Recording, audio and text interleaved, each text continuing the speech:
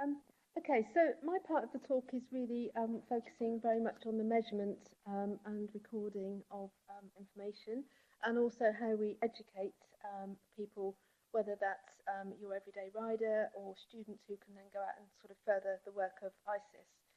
So the big question here then is how do we actually do this? So a really good quote to kind of work from is, you can manage what you can measure. We're very good in our sort of equitation tradition of talking, having conversations with people, and you suddenly realise that you actually have no idea what they're talking about because they're using very traditional, very local language. So I think part of what we're doing is trying to sort of open it up and sort of develop some sort of shared beliefs as well. Okay, so we have actually had evidence available to us for a very long time. Just some examples here. Very popular areas where research has been done is to do with saddle pressure and road tension. If you talk to your normal sort of average typical horse rider and you say to them, what kind of things can you measure? They would probably come up with these two things, which is a good start because it's somewhere that you can really start to sort of start working with them. So these were early days. We actually have a couple of rain tension meters. In fact, we seem to have got rather a lot of them. Don't tell the college accountant. Don't know how I got away with that. And the first ones are quite clunky. The latest versions are very small and a lot more accessible to normal everyday horse riders. However, we haven't always had these sort of clever bits of technology. Quite often we've had to be a bit inventive and actually go back to primary school. And I know Rose is in the audience, and I think she was my first guinea pig with this. I did a lecture a while back saying, right guys, you're going to make Play-Doh today, back to primary school. And we actually developed some studies, only for teaching purposes really, where we use some very simple technology, some Play-Doh, and I've got a thing about Play-Doh, you probably and some very simple digital scales for actually measuring things.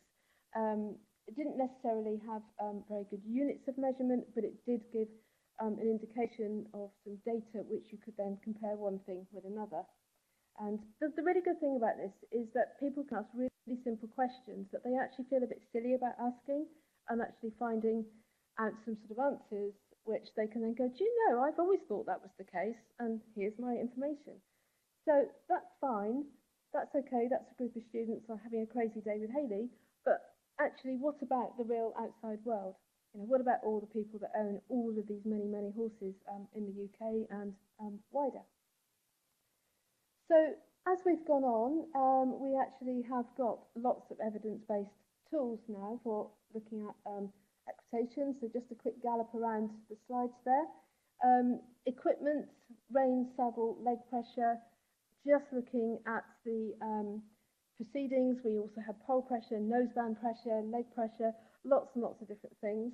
And also not just pressures now, we can look at tensions, forces and other things as well. Moving on down around, this slide was actually from Milan in 2006. We can look at training methodologies, so different bits of equipment and sort of locations, environments that are used to do our training in. And then we have an increasing focus on the rider, maybe partly because we have things like the Olympics. But there's an increase in looking at things like position, sort of physical measurements, but also, and I'm sure you'll hear lots of this from Inga, lots of information is coming out and questions being generated about coaching, about rider psychology, rider feelings, how that affects the horse, and all of these sorts of things as well. And then the final sort of sector here, and I'm sure there are lots more, this is just the really obvious ones, we're looking also at scoring, subjectivity, objectivity, and all of the influencing factors. And I know that's been of concern in some places and of great interest for a very long time, but it's really coming back to the fore now. And now we have all this other technology, we can actually use that to inform some of the sort of exploration that we have around things like scoring, which may be more subjective by their nature. Okay, so having a sort of a little bit of a step back and thinking of the contribution that ISES has made, If you are lucky enough to have a pile of the proceedings, as I have from 2005, then just looking through them, you can see two things really. First of all, there were, as Andrew said, there were 8 papers. They were very good papers, and it was a very good conference in a tent in a school. There were very few papers, and they were sort of hand-picked, deliberately put in place. As we've gone on, we've got a sort of significant increase in numbers of papers. So thanks for the stats there, Andrew. That was great. But when you actually look at the nature of the papers, we have increased in scientific content as we've gone on.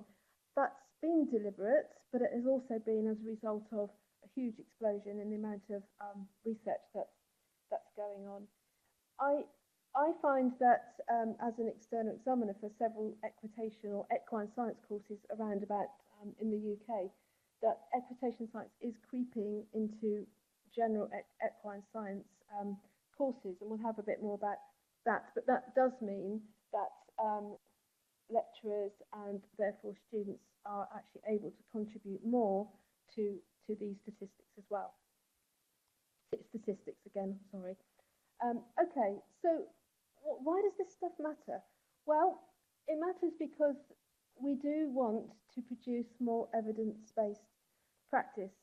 So when you're having a lesson with somebody and they say you need to put your leg there or get your leg off or release the pressure or no, not like that, that's too slow, or what was that, you actually can have more of a sort of an idea of what they're actually talking about and develop a shared language. So we've been working very hard, and when I say we, I mean ISES as a general community, on actually producing some measurements, some things that you can actually say, did you know that if you do this, this is more likely to happen, backed up with statistics. When you're talking to lay people and the people that you're teaching, training, coaching, you don't have to give them the p-values or the stats, because why the heck would they want to know? But you can actually tell them information in a reliable way, so you're providing the evidence that will inform their practice and probably your own as you keep going. The great thing about science is that every time you get an answer, or you appear to be getting an answer, what do you know? You've generated 800 other questions. I think there's something wrong with me, because I love it when that happens. If I have a student who comes along and says, yeah, I've got my answer, it's great, really tidy, I go, oh, that's a bit boring. Ask Rose, she'll tell you. But what that actually means is that we keep generating questions. And the best thing of all is when you're talking to people who actually are responsible for the horses and are riding the horses, when they come back at you with questions, and then that just really keeps the whole loop going and developing. So just a few things there. We've got a very basic, that's a horse's head, that wooden box, it was a long time ago. With the rein tension technology, we were trying to take out the horse variable in a crazy sort of way. We get data that we can download and completely kill networks, because you've got so much information you don't know what to do with it, except you do know what to do with it. Information about saddle pressures, what people's weights is doing to the horse. And then we have accelerometry. That's quite an exciting area. It's actually been around for a long time, pre-equitation science, but it's been brought in. So all of these things are of interest to your horse riding public at whatever level. Okay, so that's all very ideal and lovely and brilliant when it happens, but is there actually enough evidence of uptake by these various people? So judges, horse owners, stewards, trainers, coaches, and most of all, riders. We'd like to say that there is, and I think it's beginning to increase, but personally, I don't think we're anywhere near where we need to be, and we're getting on a bit. We're no longer a fledgling organisation now, so we need to keep up the impetus about actually getting the information out there to all of these different people. There are pockets where there are people that are really, really interested and are actually pushing us, who've actually got some of the kit to do more. But equally, there are pockets who are very entrenched in tradition, as Nat said, and they don't want to challenge their own practices, and even more, they don't want their practices being challenged. It can be quite intimidating, have somebody question the way that you've been riding for the last 15 years, or question the discipline that you compete in, or whatever. So we keep keep on having to make sure that we're getting the evidence out there in digestible forms. So just a few examples here, and these are cases where educational establishments have actually taken some responsibility for trying to use evidence-based learning to inform practice. We have things like veterinary training, bringing in learning theory into veterinary curricula even. We have industry certificates, which are actually bringing the academic side into the practicing world. We have colleges who do lots of work. You'll hear a little bit more about some of them in a minute. And we have lay publications. ISES also has an active media section as well, where things are released into the public domain, which are of use and generally, well, not generally, always are put there to inform the welfare of the horse. Okay, so here's just another example, we as an organisation have been asked to do some work in producing a code of practice, code of ethics, code of practice, code of conduct. These terms are quite interchangeable, it appears. I thought they were all different things. But this was a question that was asked of us by the World Dressage Masters, and there's been an awful lot of work done on this, which is quite a difficult task. Writing a talk between two people is hard enough. Corralling almost the whole council to get this into one place is very difficult, so thank you, Inga. But the big call on this is whatever is written must be evidence-based. And other people, big organisations, are becoming interested in having the same kind of relationship, collaboration, getting all the information out there, comes back down to the competitors, and then hopefully continues to safeguard the welfare of the horse and the safety of the rider too. Just yesterday, we attended the NEI mini conference, and here we actually heard about some of the things that are going on in this part of the country, or this part of the world, where we heard and we shared sort of things that we do in our equitation and equine management programs. Equitation science is being embedded at different levels, and there's obviously a big awareness, but it's all about getting it in some more. The question still remains, and it's not a bad thing in any way, how much of this evidence-based is currently clear, but everybody is very keen to embed equitation science into learning outcomes. So you can put stuff into any curriculum, so anybody who's had the pleasure of writing degree programs and so on know that you can pretty much put what you like in, but actually in this area it has to be evidence-based. It can't be fluffy, it can't be misleading or confusing. It really does need to have this evidence informing practice. So education, this is the big message. This is how we're going to future-proof equitation. It's such an important message. We don't have any pictures of nice little children and nice little ponies. It is very, very important. So I just want to quickly talk a bit of a gallop through how this has worked in one particular area in the UK. This is actually in the institution that I work, and we have a number of levels of education all across the UK. It's standard for everybody. Your higher education starts at level 4 and zooms up to level 8. We have some students join us in level 3, which is almost like your A levels, just sort of school leaver type age. And with those, they focus on different things, as you can see. So we start off with general skills development, how to hold a horse without getting trodden on. And they work up to gaining knowledge, actually analysing, applying, evaluating knowledge, developing skills of criticality, questioning approach. Okay, so you said do it like that, but why? Where's the evidence? How does that inform the practice? Or you say do it like that, but then you don't when we watch you do stuff. So all of that just keeps pushing. We are now in the position of having a number, when I say we, generally, globally, having people actually coming out with PhDs in the equitation science area rather than the more general equine science area. So for me, that's really exciting. Okay, so as we go through then, we have the UK-based equitation science education is focusing on a number of key things: increasing autonomy, increasing evidence-based work, particularly important in this area, and increasing criticality and evaluative skills, questioning approach. saying, all right then, you told me that, but why? I need to understand it in my own language. And then applying it to the horse, increasing theory to practice and practice to theory, so progression all the way through. And what we need to remember with those is to actually bring all that back down to the lay people and, you know, the general horse riding public at every level that you possibly can. So this is just a summary of the two programs that I run. So I've gone the other way, haven't embedded, I just junked everything else and just made it all completely equitation science. It's been very successful to date. We've got lots of students, and you will have been reading some of the stuff by some of them. Okay, so we embed technology and to enhance the learning. So these are just a few sort of pointers of the sorts of things that we do. We've actually done some work on looking at the use of iPads, very trendy things, very expensive if you drop them in front of a horse and then he stands on them.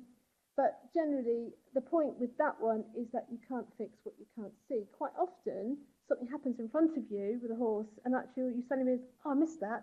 But with this wonderful world of technology, phones that do videos and stuff, you can actually go, whoa, stop, did you notice that? Look, it's here. And even the horse is interested.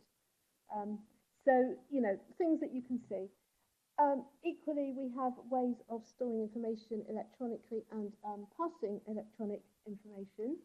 So the next set of slides actually come from Nat's programs, which are looking at a master's in equine science with an equitation science stream that goes through it and with optional modules.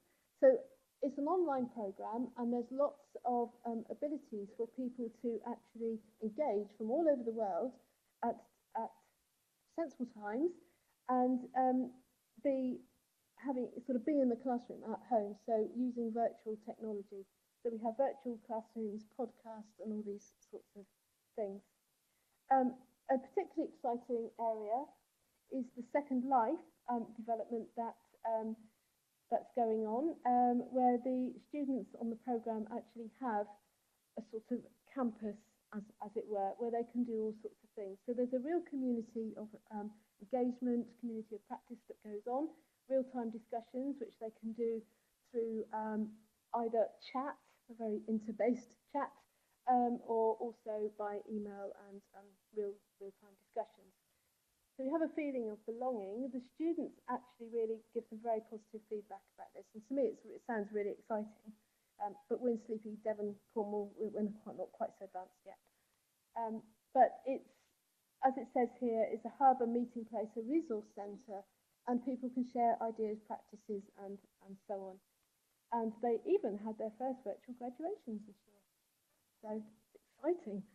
Okay, so just to wrap up then, you'll be glad to hear, at the end of the conference last year, our title was the road ahead.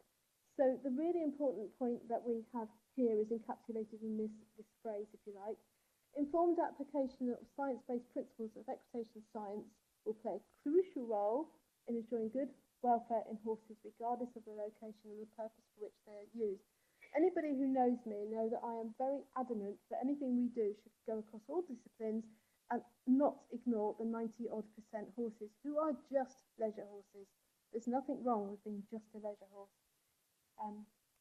Okay, so education is key. Here's our future practitioners. This particular one is going to talk to you a bit later on about something. And we need more of these. And then just to finally, we did this kind of little thing on the ISES website where you just gather up all the words and chuck them in a thing called a Wordle. And these pick out the most important terms. So when you just have a quick look at that, you'll see that this is what it's all about: application, evidence, equitation, training, welfare, and so on. We do have students written down in the corner as well, because they are very important. Education, that's what it's all about.